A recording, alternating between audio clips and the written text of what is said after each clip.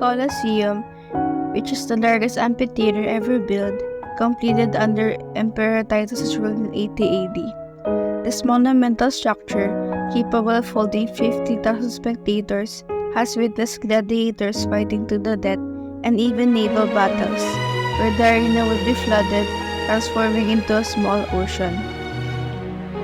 Roman engineering was at its pinnacle. With its colossal form and intricate design, tiered seating challenges one to imagine the vastness and power of an empire, with its ambition stretching across the known world. With each stone telling the story of an ancient Rome's rise, a testament to the civilization that once ruled. On the other side, the Ark of Constantine, which is a monument to the emperor's victory, celebrating his ascension, while marking a moment in the history of Rome.